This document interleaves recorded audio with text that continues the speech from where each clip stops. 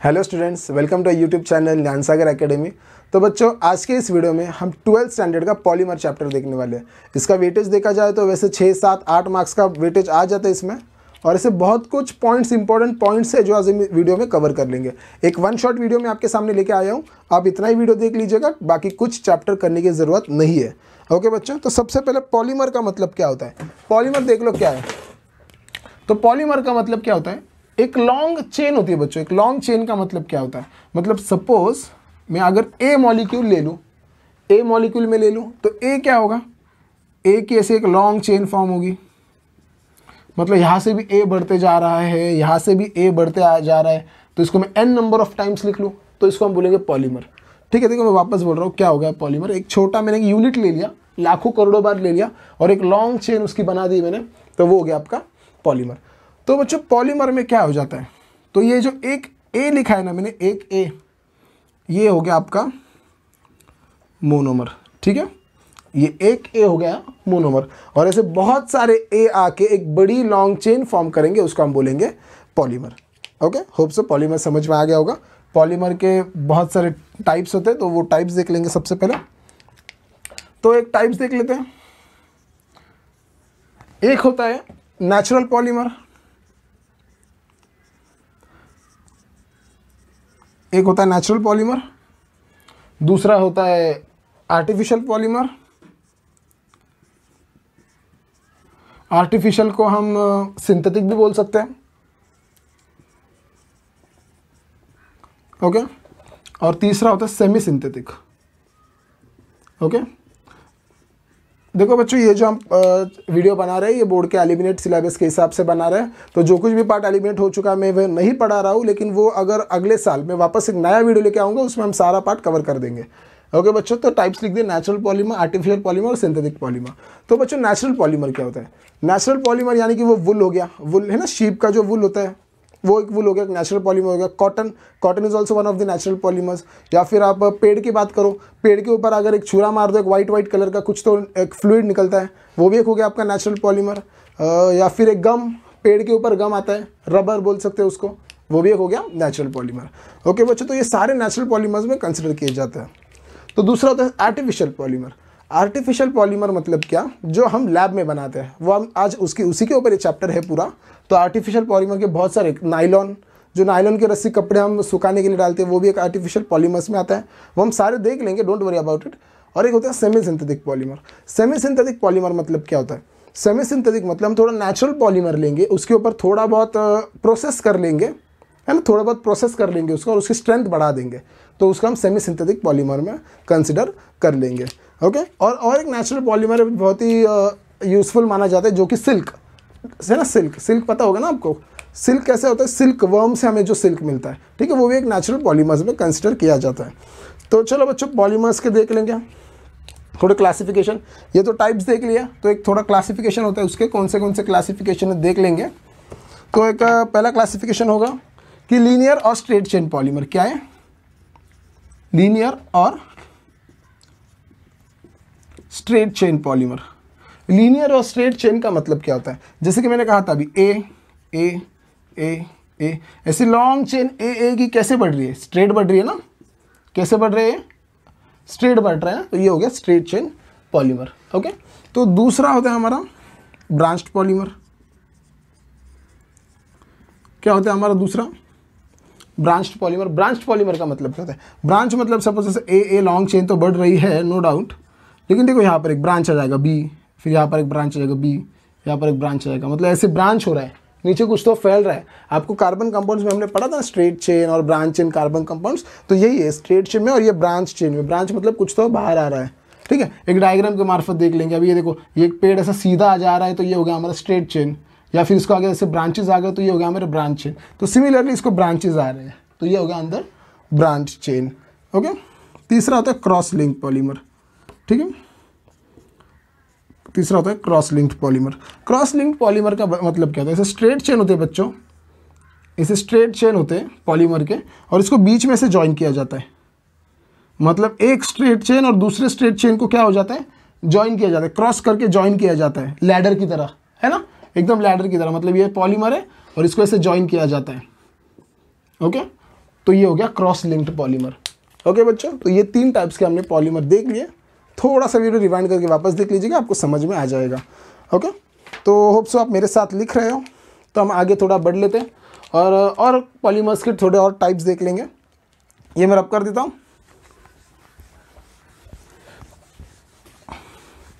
Okay, तो चलो आगे देख लेते हैं। आगे है आपका classification of polymer based on intermolecular forces. Intermolecular forces के ऊपर से हम देख लेंगे कि पॉलीमर होते क्या है। तो उसमें होता है इलास्टोमर। क्या होता है? एक इलास्टोमर।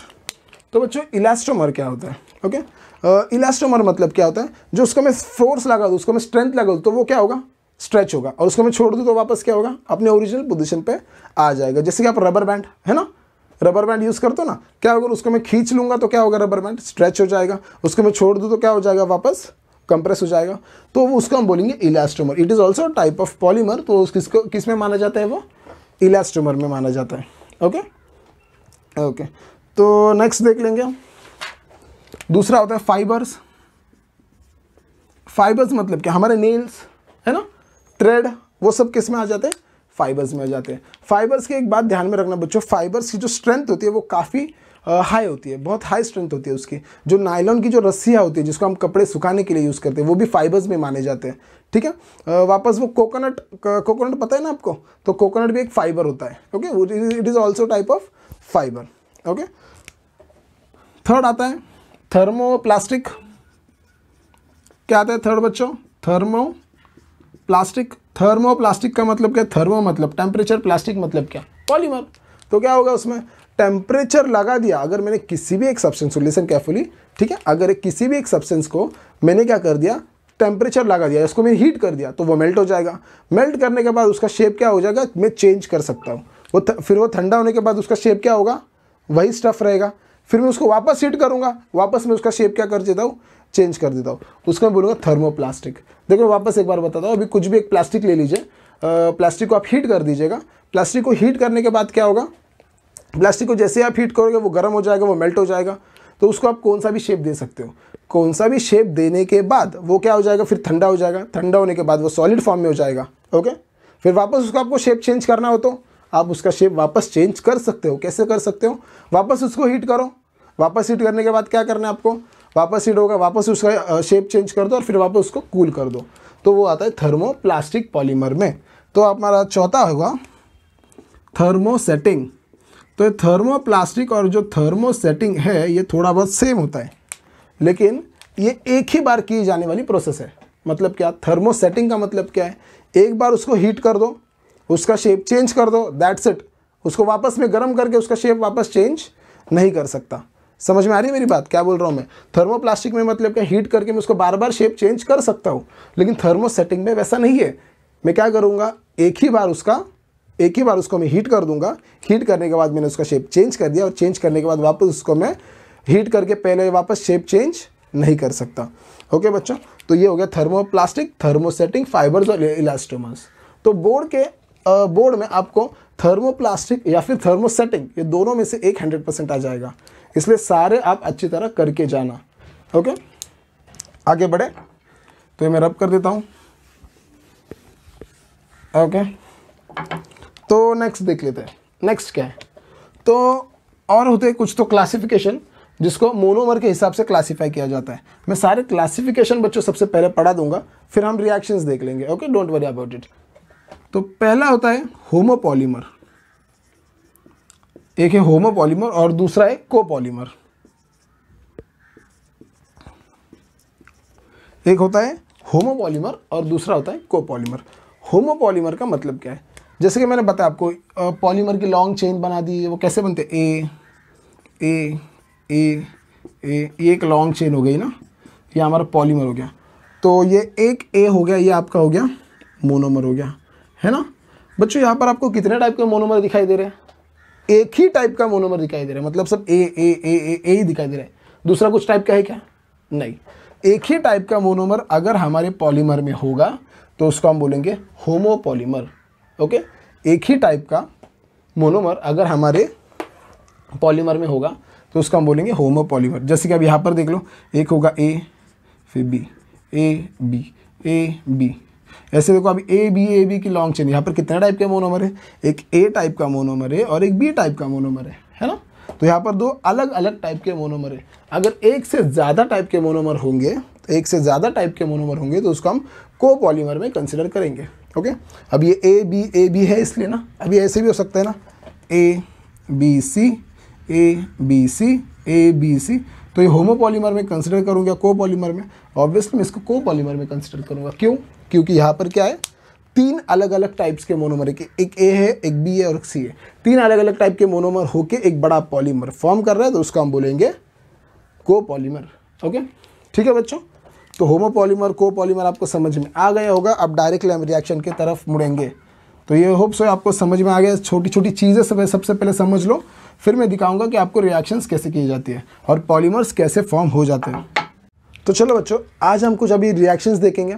अब ये ऐसे रिएक्शंस देखेंगे हम जो कि आपको बोर्ड में बहुत बार पूछे जाते हैं।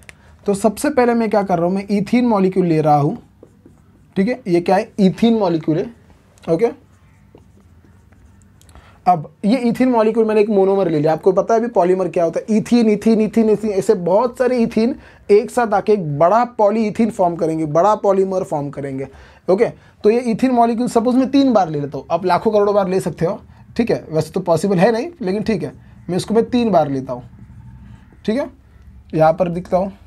तो बच्चों आपको क्या करना है, सिर्फ बीच वाले मिडल वाले पे फोकस कर लीजिएगा। ठीक है, जो बीच वाला मॉलिक्यूल है ना उसके ऊपर फोकस कर लीजिए, मतलब आपको थोड़ा सा समझने में आसानी हो जाएगी। तो अब यहाँ पर होता क्या है, ये जो डबल बॉन्ड है ना, ये सारे कार्बन एक दूसरे को जॉइंट होकर एक लॉन्ग चेन फॉर्म करने, जैसे कि आपने यहाँ पर देखा था ए ऐसे लॉन्ग चेन जो फॉर्म हो रही थी, वहाँ पर भी अभी सेम होने वाला है। क्या होने वाला है, ये सारे इथिन मॉलिक्यूल क्या होंगे, एक लॉन्ग चेन फॉर्म करेंगे। तो वो लॉन्ग चेन फॉर्म कैसे कर लेंगे, चलो देख लेते हैं। सबसे पहले अभी ये जो डबल बॉन्ड दिख रहा है, ये डबल बॉन्ड क्या होगा, शिफ्ट होगा यहाँ पर, मतलब ये कार्बन और ये कार्बन के बीच में क्या होगा, एक नया बॉन्ड फॉर्म होगा। ठीक है, ये डबल बॉन्ड शिफ्ट होगा यहाँ पर, मतलब ये कार्बन और ये कार्बन के बीच में बॉन्ड फॉर्म होगा। वैसे सिमिलरली ये यहाँ पर आ गया तो ये भी यहाँ पर जाएगा, यहाँ पर बॉन्ड फॉर्म करेगा। ये यहाँ पर आएगा तो ये भी कहीं आगे जाएगा, इसके आगे भी तो इथिन मॉलिक्यूल हो गया ना, तो वो आगे जाएगा तो वो भी ऐसे आगे जाएगा। ऐसे डबल बॉन्ड की क्या होगी बच्चों, पोजीशन शिफ्ट होते चले जाएगी। ठीक है, ये डबल बॉन्ड यहाँ आ गया, फिर ये डबल बॉन्ड यहाँ आ गया, ये डबल बॉन्ड यहाँ आ गया।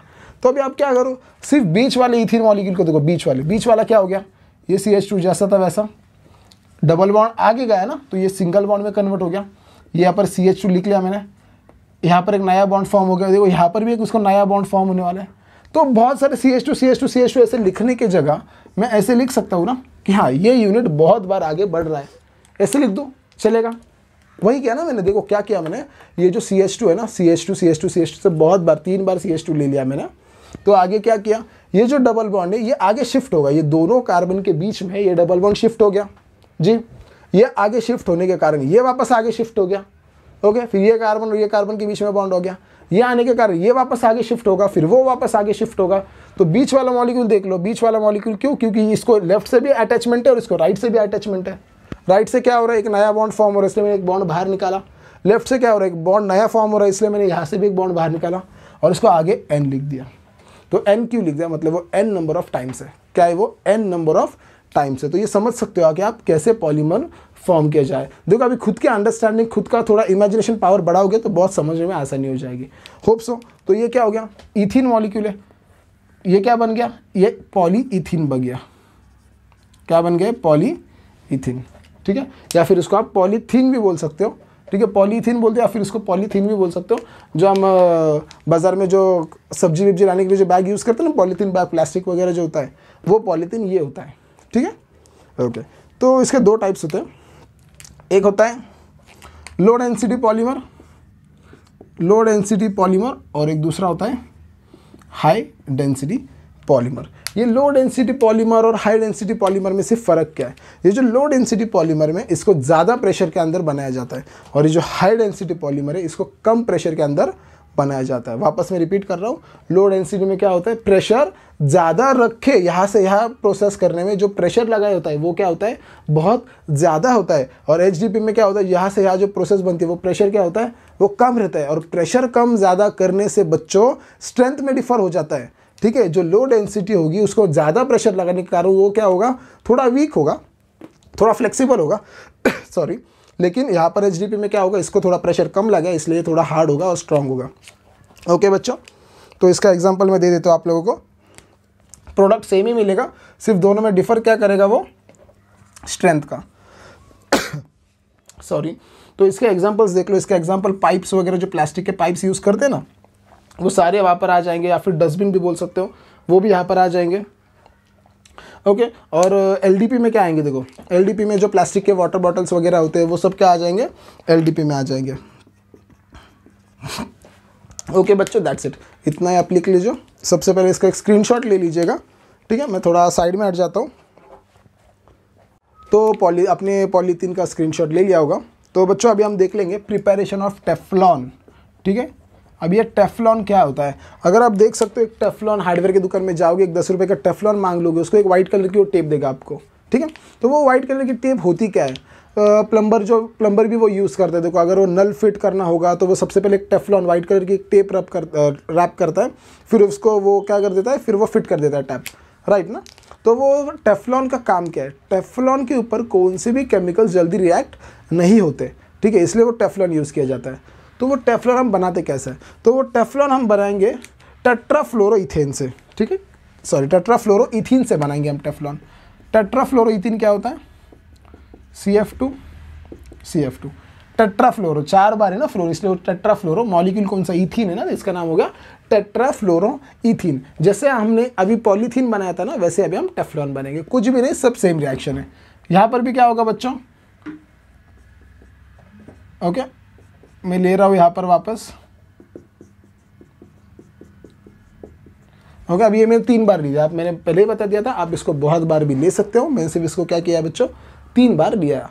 तो अभी आप क्या करोगे, आपको पता है क्या होगा, डबल बॉन्ड की पोजीशन क्या होगी, ये डबल बॉन्ड आगे जाके शिफ्ट होगा यहाँ पर, ये दोनों के बीच में, जी यस, ये डबल बॉन्ड आगे जाके शिफ्ट होगा ये दोनों के बीच में। वैसे ये डबल बॉन्ड आगे जाके शिफ्ट होगा इसके आगे के बीच में, फिर वो डबल बॉन्ड आगे जाके शिफ्ट होगा। ऐसे डबल बॉन्ड की शिफ्ट होते होते होते एक लॉन्ग चेन फॉर्म होगी। किसकी लॉन्ग चेन फॉर्म होगी, टेट्राफ्लोरोइथीन की लॉन्ग चेन फॉर्म होगी। तो उसको मैं लिखूंगा कैसे, बीच वाले मॉलिक्यूल के ऊपर फोकस कीजिए प्लीज। देखो ये क्या है, CF2 सिंगल बॉन्ड, ये है CF2, यहाँ से भी एक लॉन्ग चेन फॉर्म हो रही है, यहाँ से भी एक लॉन्ग चेन फॉर्म हो रही है। तो इसको मैं N लिख सकता हूँ क्या, जी हाँ, मैं इसको N लिख सकता हूँ, और इसी का नाम हो गया हमारा टेफ्लॉन। ओके, बहुत ही सिंपल था।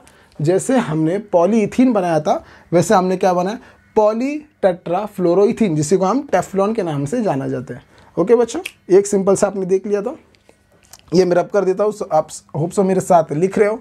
तो मैं रब करने से पहले एक बात बता दूँ, ये कोपॉलीमर या होमोपॉलीमर है, ठीक है। क्या है ये बताओ, कोपॉलीमर का मतलब क्या होता है, जिसमें 2 टाइप्स के मोनोमर होते हैं। होमोपॉलीमर का मतलब क्या है, जिसमें 1 टाइप का मोनोमर है।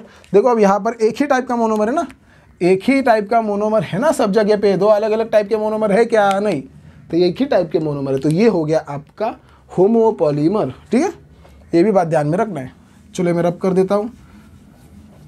तो आगे हम दूसरा पॉलीमर देख लेंगे। देखो ये टेफ्लॉन 2 मार्क्स के लिए एग्जाम में आता है।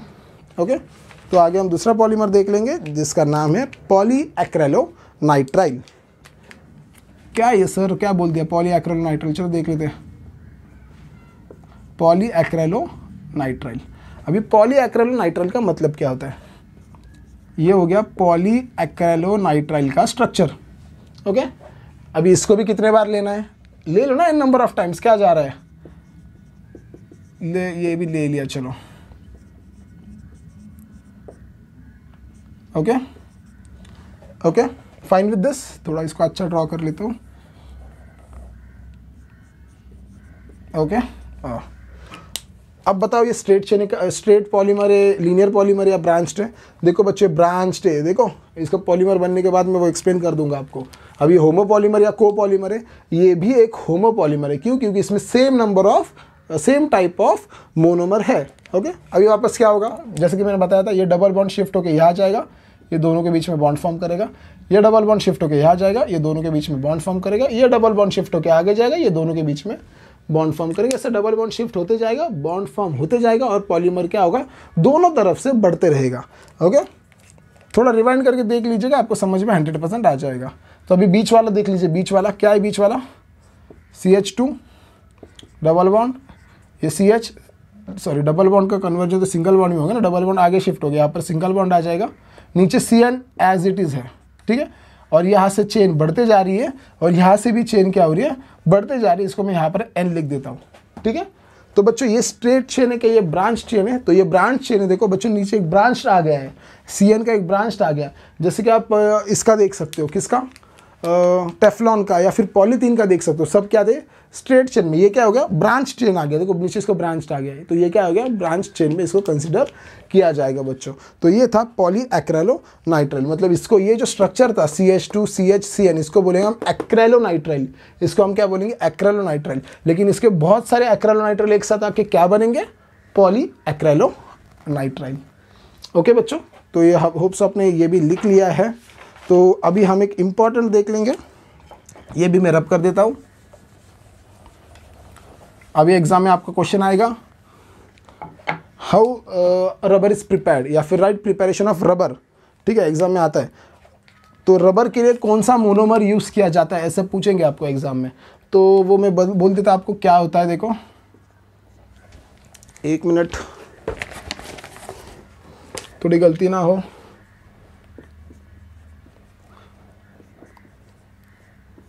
देखो ये जो मैंने स्ट्रक्चर ड्रॉ किया है, ये है 2-methyl-1,3-ब्यूटाडाइन, जिसका कॉमन नेम है आइसोप्रीन, जिसको हम आइसोप्रीन के नाम से जाना जाते हैं। ओके, अभी ये एक आइसोप्रीन है, ऐसे बहुत सारे आइसोप्रीन में ले सकता हूँ। जी हाँ, क्यों नहीं ले सकता, तो मैं और एक आइसोप्रीन ले सकता हूँ।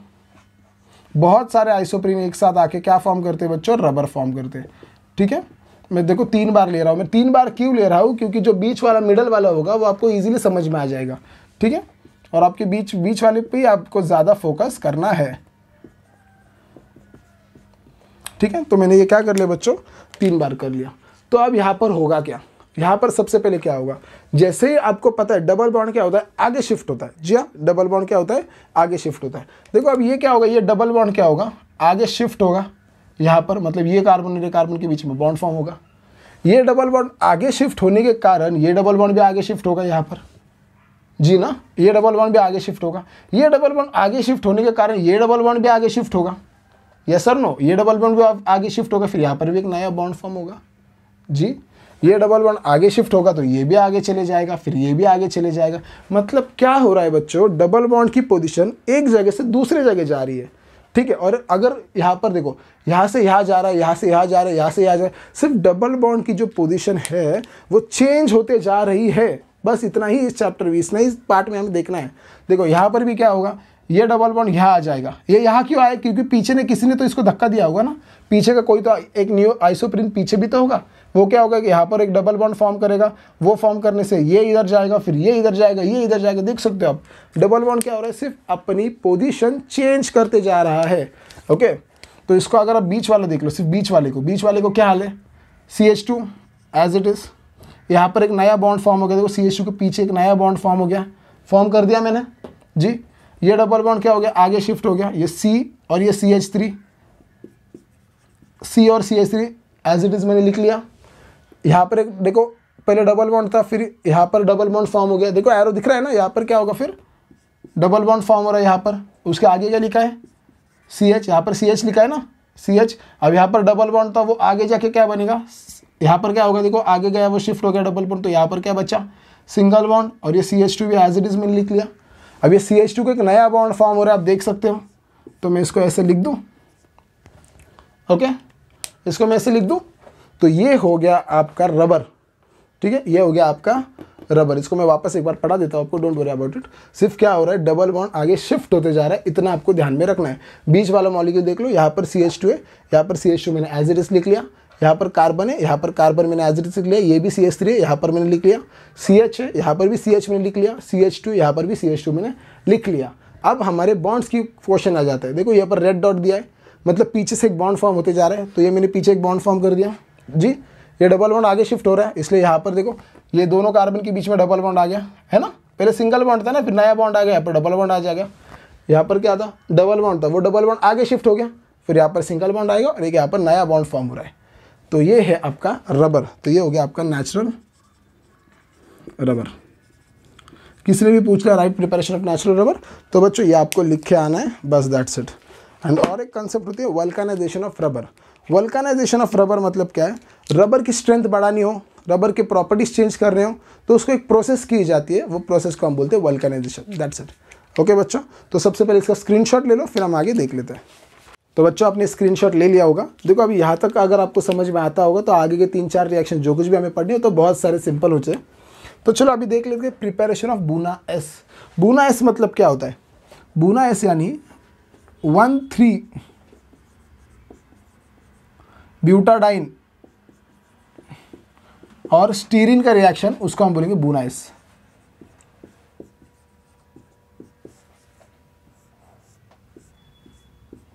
ठीक है, ये है 1,3-ब्यूटाडाइन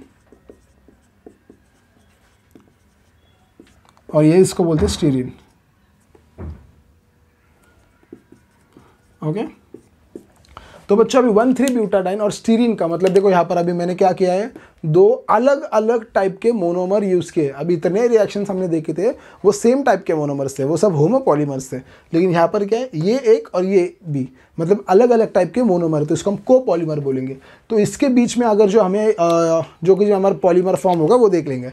तो सबसे पहले मैंने आपको बोला था, सबसे पहले क्या होता है बच्चों, डबल बॉन्ड क्या होगा, आगे शिफ्ट होगा, ये डबल बॉन्ड आगे शिफ्ट होगा तो ये भी डबल बॉन्ड आगे शिफ्ट होगा, ये दोनों के बीच में क्या होगा, बॉन्ड फॉर्म होगा, और वापस ये डबल बॉन्ड क्या होगा, आगे शिफ्ट होगा। मतलब एक ब्यूटाडाइन है, एक स्टीरिन है, फिर एक ब्यूटाडाइन है, एक स्टीरिन है, और एक ब्यूटाडाइन से अल्टरनेट है। ठीक है, एक ब्यूटाडाइन स्टीरिन, ब्यूटाडाइन स्टीरिन, ब्यूटाडाइन स्टीरिन, ऐसे अल्टरनेट है सारे ये मोनोमर। ठीक है, मतलब ये ब्यूटाडाइन है ना, तो इसके पीछे क्या होगा, इसके पीछे स्टीरिन होगा। ठीक है, ये स्टीरिन ऐसे यहाँ पर इसके पीछे होगा। अब इसके आगे क्या है, इसके आगे क्या होगा, इसके आगे ब्यूटाडाइन होगा। ठीक है, तो आपको क्या करना है बच्चों, अभी ये सिर्फ मैं 2 ही स्ट्रक्चर्स आपके सामने निकाल रहा हूँ। ठीक है, तो आप में देख लेना कि हमारा जो पॉलीमर है वो फॉर्म होगा कैसे। कोई तो स्टीरिन होगा, स्टीरिन पीछे से इसको धक्का देगा, ये डबल बॉन्ड आगे जाएगा, ये डबल बॉन्ड फिर आगे जाएगा, फिर ये डबल बॉन्ड आगे जाएगा, वो होते रहते जाएगा। ठीक है, तो हमारा पॉलीमर बनेगा कैसे, सबसे पहले ये स्ट्रक्चर जो मैं बना लेता हूँ, CH2 CH CH CH2। देखो यहाँ पर पहले डबल बॉन्ड था तो वो आगे शिफ्ट हो गया, तो यहाँ पर सिंगल बॉन्ड बचा। यहाँ पर पहले सिंगल बॉन्ड था, फिर अभी क्या आएगा, यहाँ पर डबल बॉन्ड आ गया। यहाँ पर डबल बॉन्ड था, फिर आगे जाके क्या आएगा, सिंगल बॉन्ड आएगा। और ये CH2 और ये C, ये दोनों के बीच में एक नया बॉन्ड फॉर्म हो रहा है। देखो नया बॉन्ड मैंने फॉर्म कर दिया। आगे क्या लिखा है, CH2 लिखा है, इसके आगे क्या है, CH2 है। अब ये डबल बॉन्ड था, ये आगे जाएगा किसी और ब्यूटाडाइन के साथ एक बॉन्ड फॉर्म करेगा, यहाँ पर आएगा सिंगल बॉन्ड। और यहाँ पर जो स्टीरिन है, ये benzene ring as it is आ जाएगा। मतलब यहाँ से भी रिंग बढ़ रही है और यहाँ से भी रिंग बढ़ रही है, और इसको N लिख देना है आपको बस। ये है आपका स्ट्रक्चर बूना एस का। समझ में आ गया, थोड़ा कंफ्यूजिंग है, मैं वापस बोलते जा रहा हूँ, आपकी इमेजिनेशन पावर बढ़ाओ। ये अल्टरनेट होता है 1,3-ब्यूटाडाइन स्टीरिन, 1,3-ब्यूटाडाइन स्टीरिन से अल्टरनेट है, तो वो उसी हिसाब से आपको देखना है। ठीक है, थोड़ा आपकी मेमोराइजेशन पावर बढ़ा दो, आपको समझ में आ जाएगा। चलो ये लिख लो, आपने लिख लिया होगा। तो अभी हमारे लास्ट 3 रिएक्शंस बचे, वो 3 रिएक्शंस हम देख लेंगे और हम यही हमारा वीडियो आज के लिए रोक देंगे। ओके, तो दूसरा the very important of this topic जो है नाइलॉन 6-6।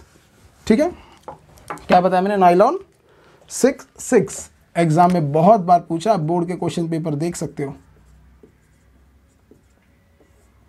ठीक है, नाइलॉन 6-6। तो नाइलॉन 6-6 क्या होता है, देखो बच्चों, एडिपिक एसिड और हेक्सामिथिलीन डाइअमाइन के बीच में जो पॉलीमर फॉर्म होगा उसका हम बोलेंगे नाइलॉन 6-6। देख लेते हैं, टेंशन मत लेना।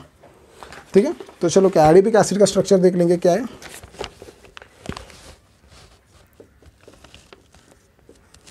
ओके, ये मैं एक स्ट्रक्चर बना रहा हूँ एडिपिक एसिड का।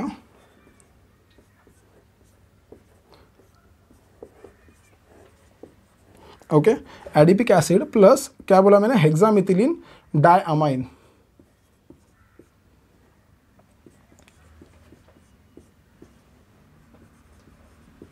ठीक है, ये हो गया एक एडिपिक एसिड हो गया, इसका नाम है एडिपिक एसिड।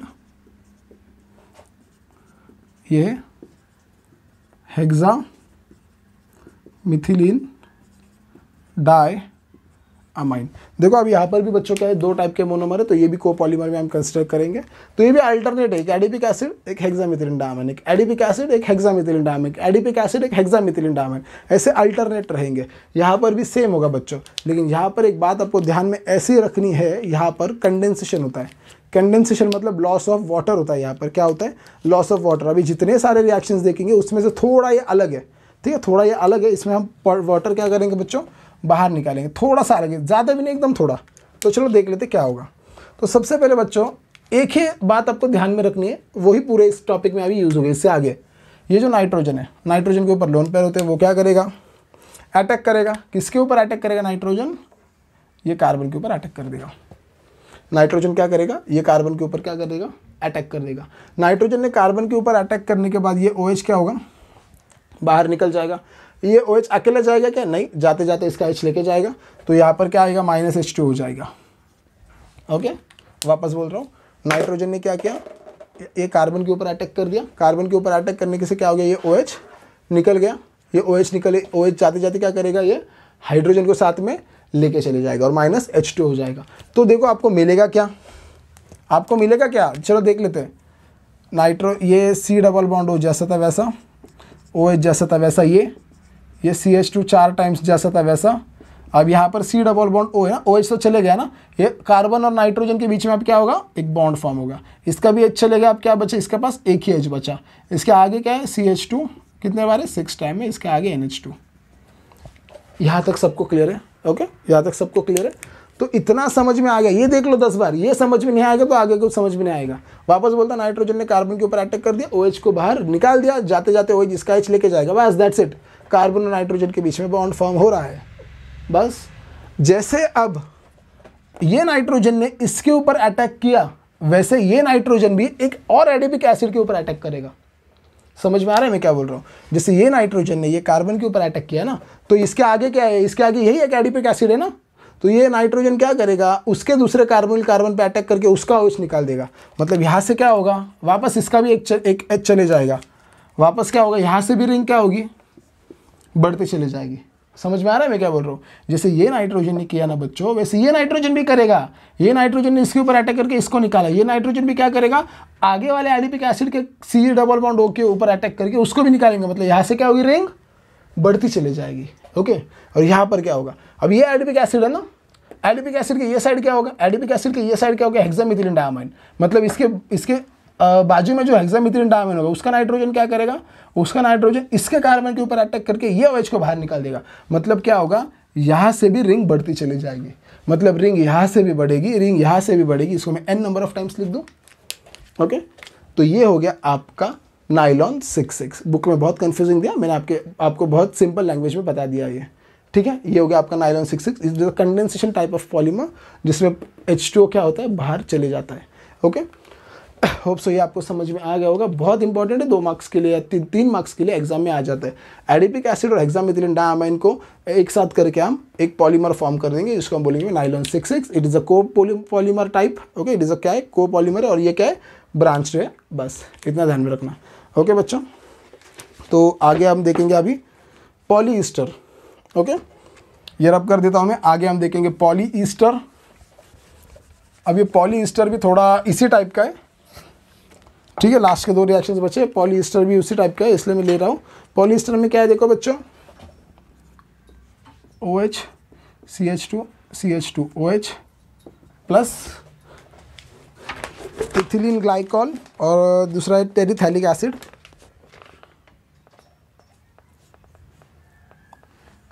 अगर आपको ये वाला समझ में आ गया होगा तो ये भी आपको इजीली समझ में आ जाएगा।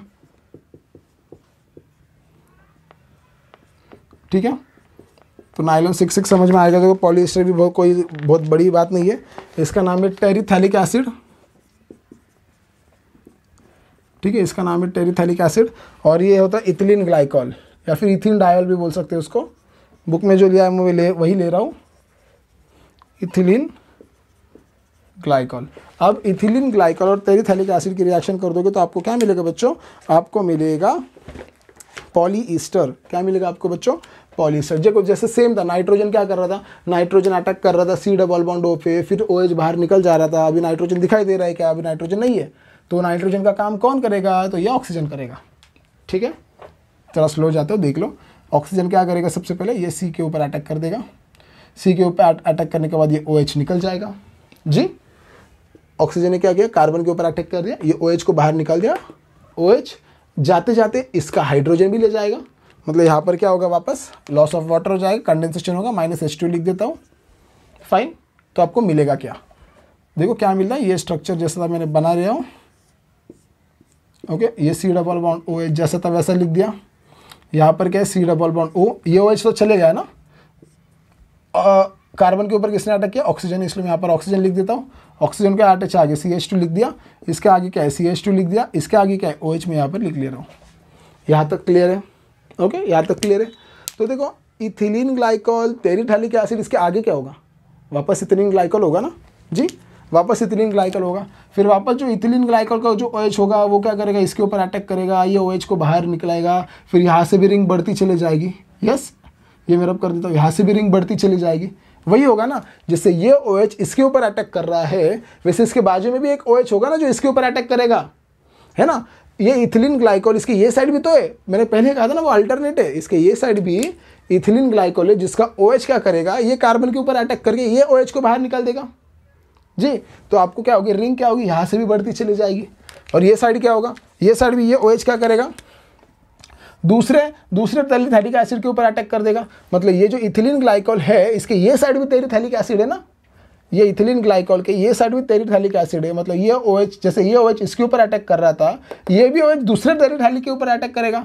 मतलब यहाँ से भी क्या होगा, रिंग बढ़ती जाएगी, मतलब यहाँ से भी रिंग बढ़ेगी, यहाँ से रिंग बढ़ेगी, इसको मैं N लिख देता हूँ, चलेगा।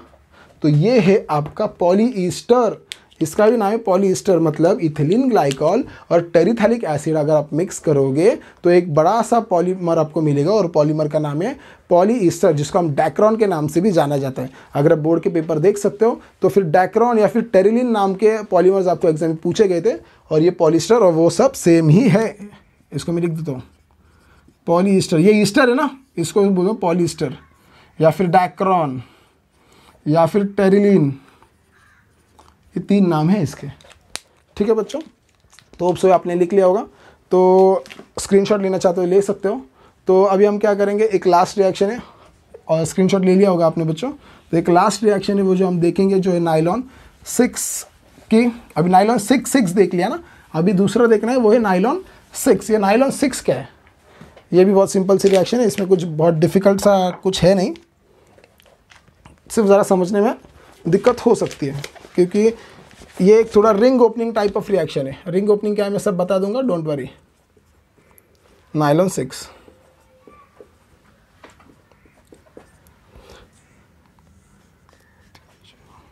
एक मिनट बच्चों, मुझे स्ट्रक्चर ड्रॉ करने दो। ठीक है, ये मैंने स्ट्रक्चर ड्रॉ किया, ये है कैप्रोलैक्टम का। ठीक है, ये जो स्ट्रक्चर मैंने ड्रॉ किया ये है कैप्रोलैक्टम का। अब एक चीज़ इसमें ऐसे ध्यान में रखनी है कि it is a homopolymer. Homopolymer मतलब यही कैप्रोलैक्टम हमें बहुत बार यूज़ करना है। अभी जैसे हमने क्या किया था पिछले, इसमें 2 अलग अलग टाइप के मोनोमर यूज़ किए थे, लेकिन यहाँ पर क्या है, एक ही टाइप का मोनोमर हमें बहुत बार यूज़ करना है। तो इसको मैं क्या करूँगा, वापस और एक बार ड्रॉ कर लेता हूँ। ठीक है, इसको मैं वापस एक बार ड्रॉ कर लेता हूँ। ठीक है, आपकी इच्छा हो तो वापस और एक बार ड्रॉ कर लेता हूँ, 3 बार ले लेंगे, समझने में आसानी होती है ना।